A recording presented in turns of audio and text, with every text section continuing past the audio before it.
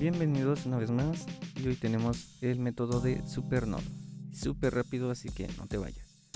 Definiendo qué es un supernodo y básicamente lo definen cuando se encuentra conectada una fuente de voltaje entre dos nodos que no son nodos de referencia. ¿A qué me refiero? Por ejemplo, para este caso, aquí entre este nodo y este nodo se encuentra una fuente de voltaje. No es el nodo de referencia, por lo tanto esto es un supernodo. Y todos los elementos que se encuentren a su vez conectados en paralelo también forman parte del supernodo. Y se aborda muy sencillo. Lo vamos a dividir en los siguientes puntos. Primero vamos a identificar los nodos. Recuerden que hay que asignar uno como referencia. En el segundo, ubicar el supernodo.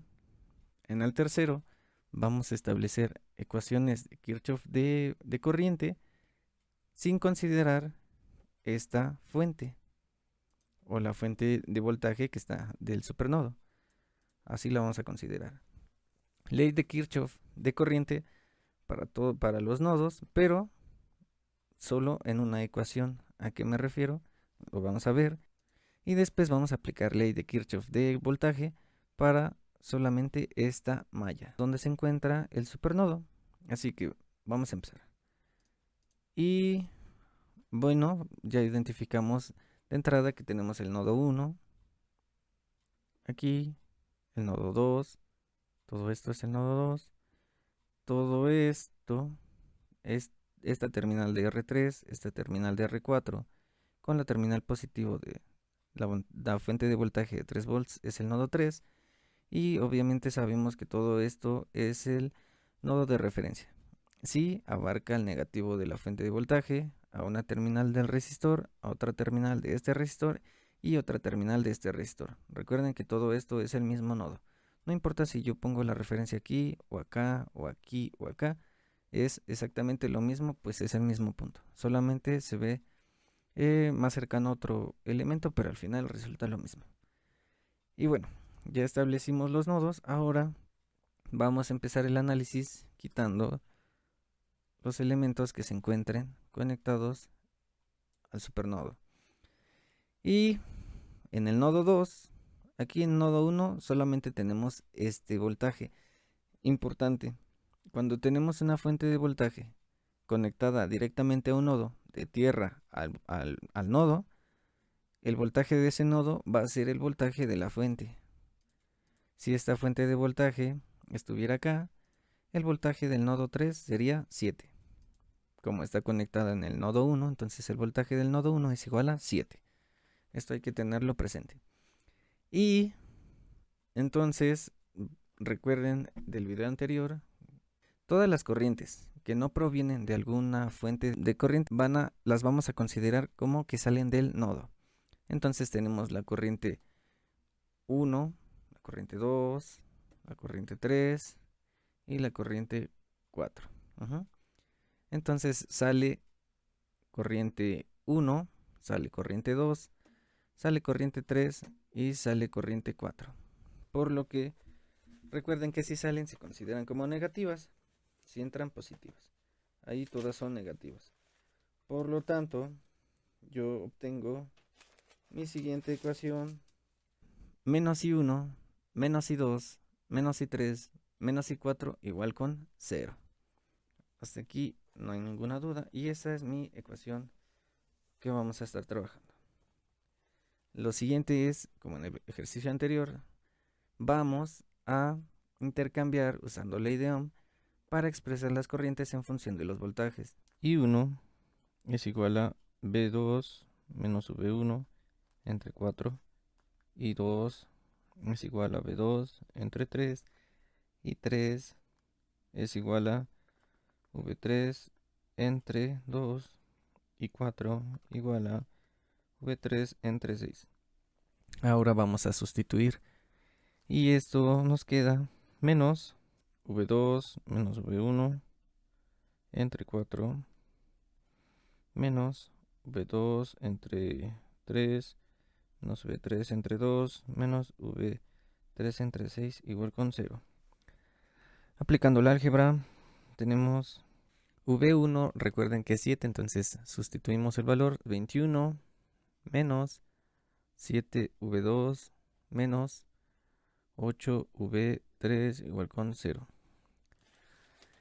Y ahora vamos a obtener nuestra ecuación adicional utilizando la malla, el resistor 3 de 3 ohms, el de 2 ohms y la fuente de voltaje. Y vamos a hacer el análisis aplicando ley de Kirchhoff de voltajes. Igual, el recorrido en el sentido de las manecillas del reloj.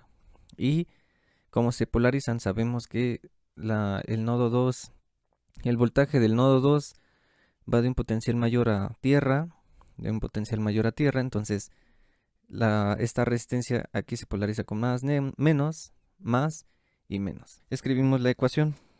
Entonces, siguiendo el recorrido en el sentido de las manecillas, tenemos menos voltaje 2 menos 3 más voltaje 3. Esto igual con 0. Vamos a despejar de aquí una variable. Por ejemplo, voy a despejar a V3. V3 es igual a V2 más 3. Y la voy a sustituir en la ecuación que tenemos. Entonces tenemos que es 21 menos 7 V2 menos 8 por V2 más 3. V2 más 3, todo esto igual con 0. Y aplicando el álgebra, V2 es igual a 3 entre menos 15. V2 es igual a 0.2 volts. Y de nuestra ecuación anterior, podemos sustituir V2. Tenemos que V3 es igual a V2 más 3. Entonces V3 es igual a menos 0.2 más 3. Y V3 es igual a 2.8 volts. Entonces esos fueron nuestros resultados. V1 es 7. V2 es de menos 0.2 volts o 200 milivolts. V3, que es el voltaje en el nodo 3, es de 2.8 volts. Y vamos a simular, a ver si es cierto. Voltaje nodo 1, voltaje nodo 2, voltaje nodo 3. Y si preguntan si hay que agregarle la fuente, si hay que agregarla. Entonces tenemos 7 volts, obviamente, menos 200 milivolts aquí en el nodo 2 y 2.8 volts en el nodo 3. Entonces muy sencillo. ¿Podríamos calcular las corrientes? Claro que sí.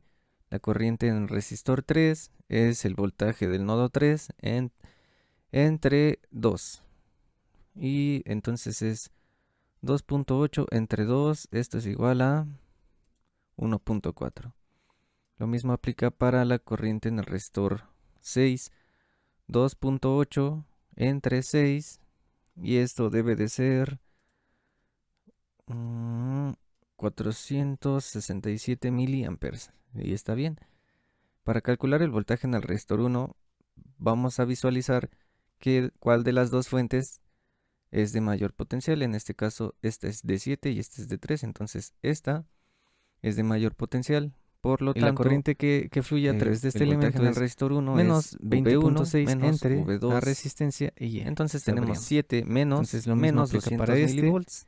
Y así podríamos esto es igual a 7.2 volts. Entonces no me voy sin antes agradecerte y también esperando tus sugerencias. 7.2 volts. Así que hasta la próxima. Obteniendo el voltaje, pues ya podemos calcular la corriente, que es básicamente el voltaje entre resistencia y esa es la corriente.